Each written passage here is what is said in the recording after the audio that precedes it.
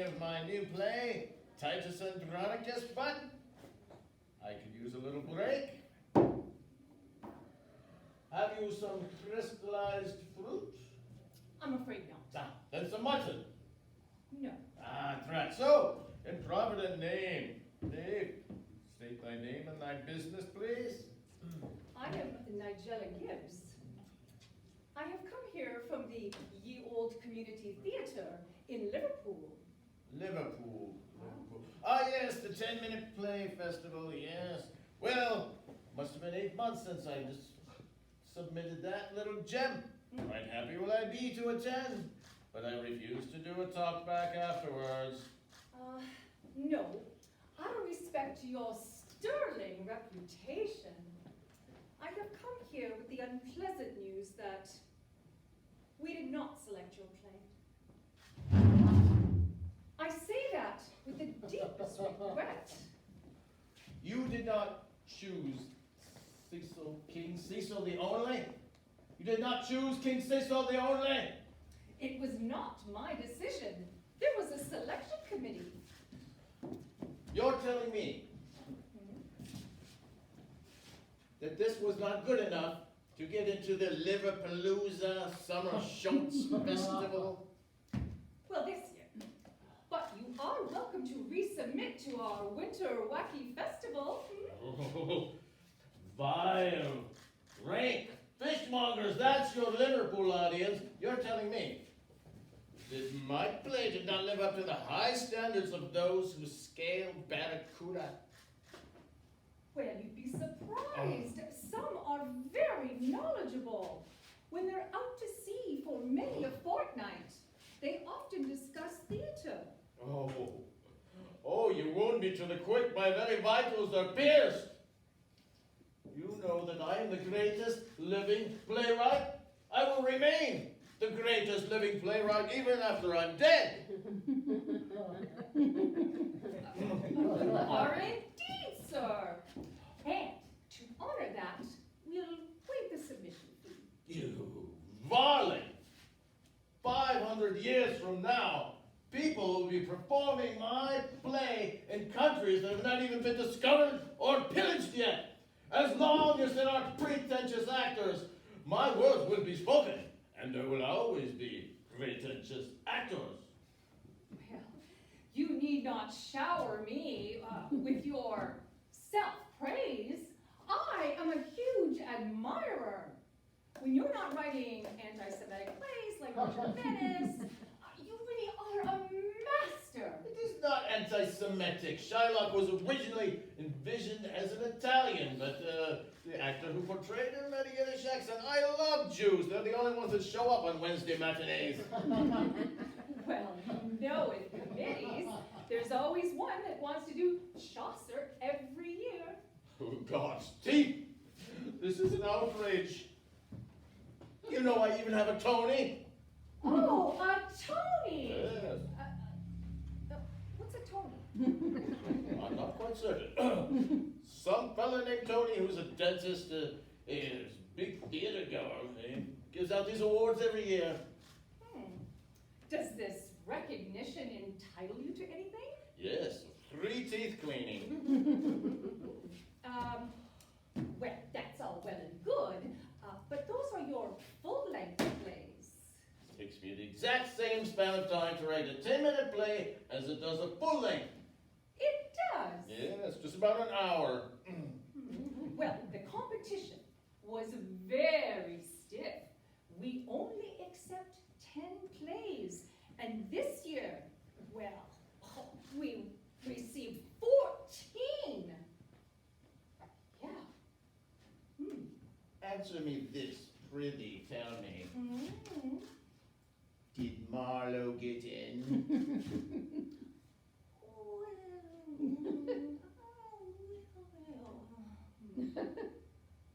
Yes. Ah, thou scurvy, witless fool! That vexed adder, that prating coxcomb! I now place a curse on all of Liverpool. No one of any notoriety shall ever come from that fetid city. Well, there's the Ipswich Fringe Festival, but you do have to self-produce. Excuse me. Of course.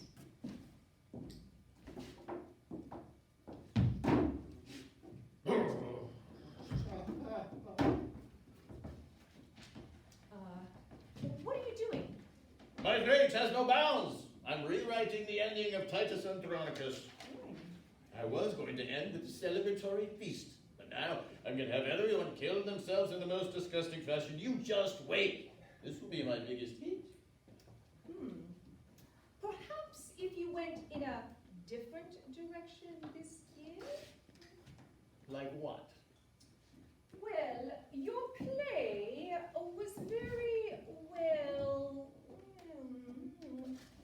dense. Dost thou know how hard it is to write a royal monarchy's complete saga in 10 minutes? Well, It took me months just to find a country whose ruler reigned for only 6 hours. King Cecil the Only is factually accurate down to his unfortunate walking into a sword. yes, but there were 13 characters in a mere 10-minute play. Well, there may be a lot for a play, but it's very small for the population of an entire country. Well, we'd like to have 4 or 5 maximum. Well, maybe I could double up some of the roles. Yes. The chambermaid can play the henchman, huh? There's no time for any scope. Our theater is small. It's a black box. I mean, we took it off a cargo ship. It's not the venue, but the attraction. And maybe 2 for 1 Tuesdays. Audiences tend to like comedies with maybe a twist at the end. The groundlings want the same bed warmer. A married couple and a husband wants to go kosher. You know, that sort of thing. Witness fool, I create great art. You do. Hold me for a second. I'm slaughtering Romans. Yes, I'm gonna have one's entrails poured out. Like I said, comedies. Well, and, how about someone slips on the entrails? That's comedy. But we are a community theater. We have no funds for exposed human remains. If we were to do your Hamlet, the actor would have to bring his own skull. Hold you for a second. I have an idea. Oh, already? Well, nothing so fertile as the mind. When the loins betray thee. Well, happily, my loins are still serving me well. Is that true? Yeah. Well, I would gladly trade places with you in a Newcastle moment. Oh, surely that is not so. As you yourself said, you will be remembered in 500 years. Well, that's of small comfort when a starry-eyed maiden looks up at you and says, "It happens to all men." So, what be your idea? First of all, it is a comedy. I'm good. And I think I'll start rating it right now. Yes. Wait, let me finish disemboweling this Roman. Yes. Don't take the kiddies to this one. Yep.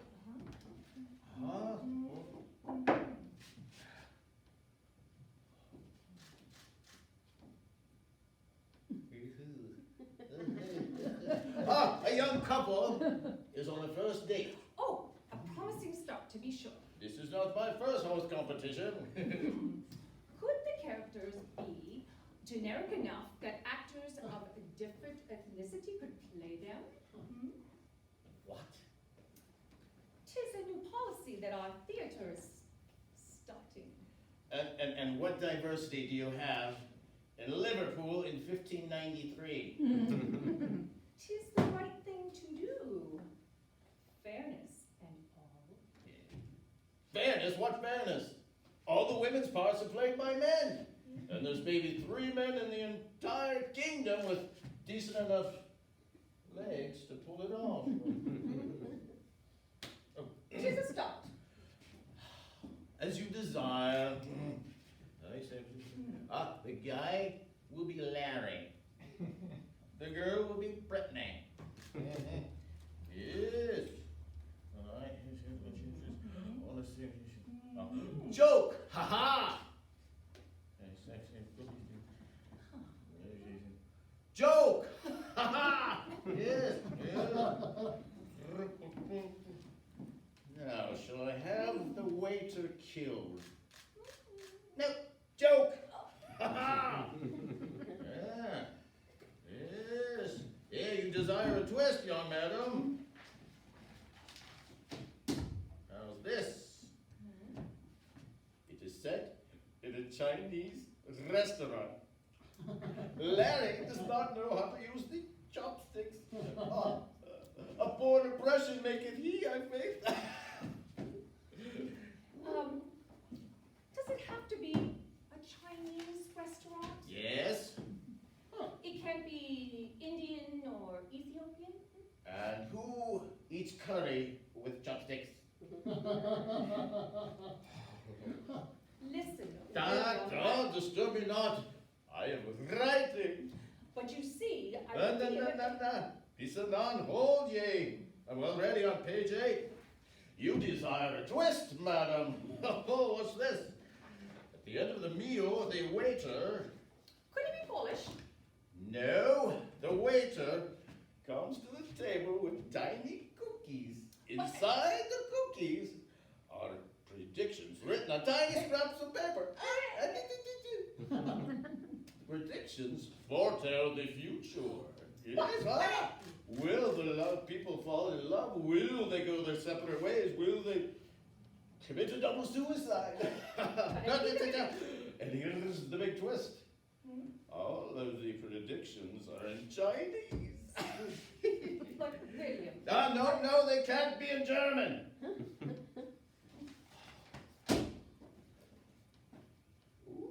Why dost thou hold thy tongue? Has the cat taken possession of it? Well, it pains me greatly to say this, but that's the exact same play that Christopher Marlowe wrote. What? You're shiting me. Even the Chinese scraps of paper. Fuck it. Oh, what be the odds? Fuck it, the doodle-doo. God. Alas, perhaps we can solve this problem. Is there perchance a hilarious 10 minutes that you could lift from Titus Andronicus? Enough, impertinent swine! Begone with ye this instant. Get thee hence. Depart. Get thee to a nunnery. Out, damned spot. I understand.